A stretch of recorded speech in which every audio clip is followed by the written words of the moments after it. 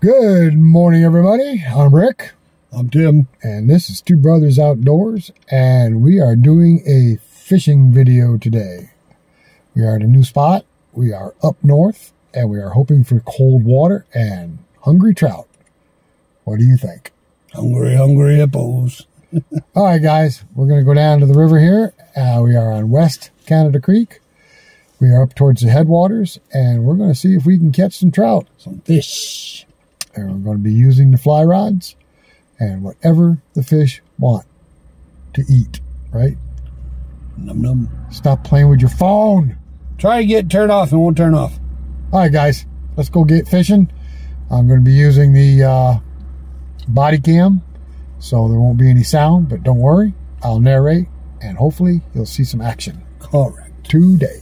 All right, guys, this is up towards the headwaters of West Canada Creek.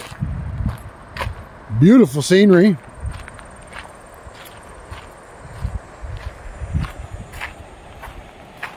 We're going to slip around down here to the river with the fly rods and see if we can catch a fish or two. It really looks good. We have some kind of dam right there. That's not a beaver dam. It's built out of rocks. I don't know what that's all about. Really don't care, as long as the fish are biting. And I believe we have fishing access all along this. This is all state land up this way. It's a beautiful spot, guys. Let's see what we got here. This morning we're starting out with the Adirondacks Riverbend 7-foot 3-inch rod in a 2-weight and reel, and we'll be using a topwater fly called Dave's Hopper. This time of year, grasshoppers seem to be the go-to bait for trout. Normally we're not a fan of fishing next to bridges. The bridges makes it easy access for a lot of people to fish, and these spots have a tendency to be overfished. But we've had pretty good luck by the bridges this year, so we'll start here and work our way north. This Adirondacks Riverbend model has been with me all summer. I've tried to wear it out. I haven't had much success. I have caught some really nice fish on it. One 21-inch brown trout. I'm really pleased with the performance and the way this rod casts. Tim is using the Heritage 9-foot rod, which is also a fantastic rod. All right, guys, the temperature is 67 degrees. That's a lot better than the waters we've been fishing. Tim is upstream from me right there. I'm going to try to walk my way out to these rocks. Right now I'm not wearing the waders. I want to fish below these rifts right here, see if I can catch something in the faster water. I switched over from a Dave's Hopper, which is a dry fly that imitates a grasshopper, to a black woolly booger, which imitates a leech. I believe Tim is using a black ghost. Okay, so the object here is to cast over across the fast water, let the woolly booger dead drift down through the current, and then when it comes out of the current, to slowly strip in line to act like a leech swimming through the water. If there's any fish in here, usually that'll attract them and they'll at least bite at it.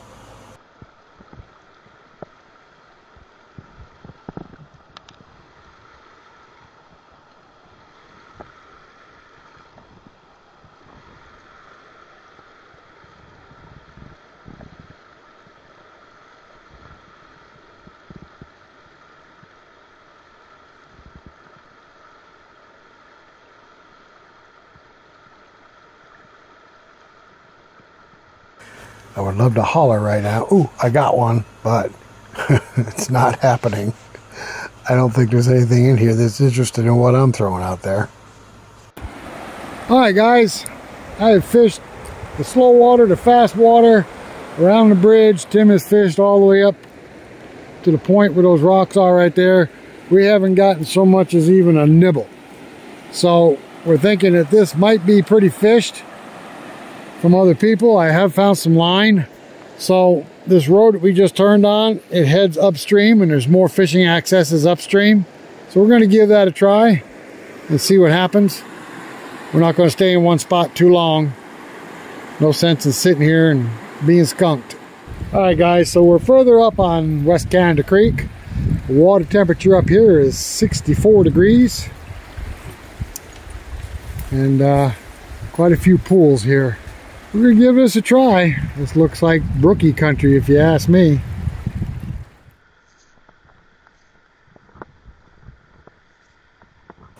Okay, so we've moved a few miles upstream and the water's a little colder up here. And we've got some really nice pockets of water. I'm fishing with a black ghost right now with a yellow feather, and I'm casting downstream into these pools and stripping it back in, seeing if I can just entice one fish to bite. Just one, that's all I'm asking.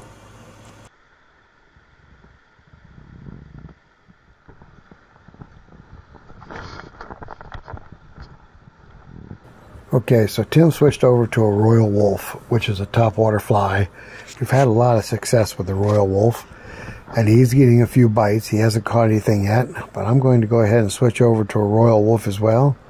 Cast upstream of some of these beautiful pockets and see if I can get something interested in a topwater fly. And meanwhile, maybe Tim will catch something. This summer has been so hot and muggy, I'm really shocked to find water this cold. All the streams around the house are in the low 70s. I took a ride up to Barneveld last week to pick up some parts for my sawmill, and West Canada Creek runs the whole length of 28 from Middleville almost to Barneveld, and every public fishing access looked like a public beach. There were so many people parked and so many people tubing in the river. I do believe if I had a dry fly that looked like a bush beer can, I might have been able to catch somebody. On my first cast, as the fly drifts down towards that rock you see sitting there on the right, I got a bite. I had a fish take the fly down. I missed it, and I'm going to go back and see if I can catch it. I'm going to keep trying as long as he keeps biting.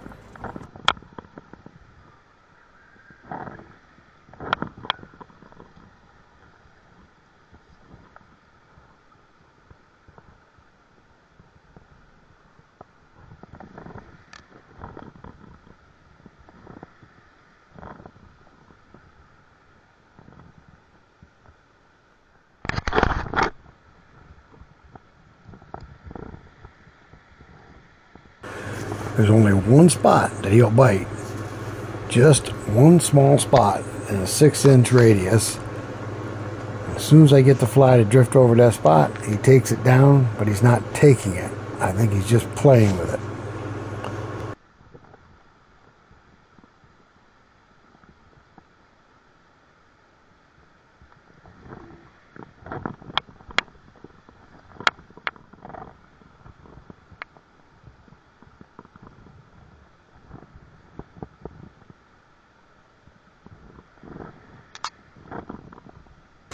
Tim is getting bites as well on the Royal Wolf. He's getting kind of frustrated down there. I can hear him grumbling and mumbling. Something keeps taking it down, but it won't take it. I'm having about the same luck here. The fish is interested, but he's just not swallowing it.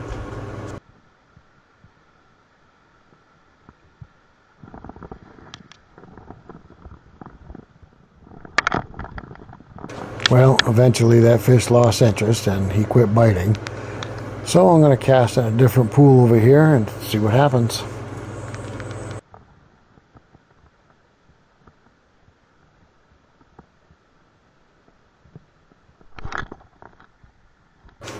Okay, so Tim's had about the same luck I have. Whatever was biting at his fly quit, so he's moved downstream. I've moved further upstream. And I got one right there that's trying to take the fly, but once again, he's just dragging it under, but he's not swallowing it. Unfortunately for us, we have someone coming out to pick up a bunch of wood this afternoon. I think if we could hang around this creek until later on this evening, when the bite turns on, I think we could probably catch quite a few brookies right here. I'm pretty sure it's brookies that are trying to take the fly. They're just not swallowing it. This is some beautiful water, and it's nice and cold. This is a primo spot. But we are just running out of time. That's the way life is.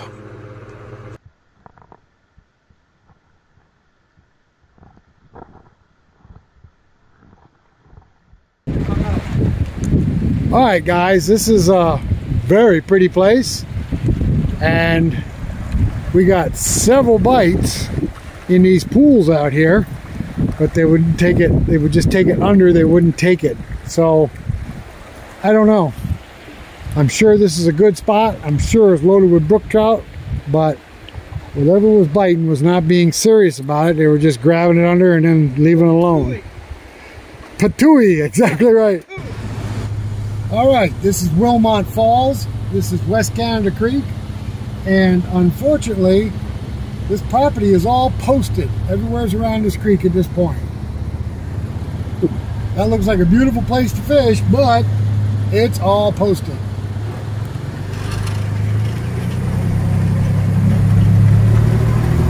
There, you want you fishing off the bridge.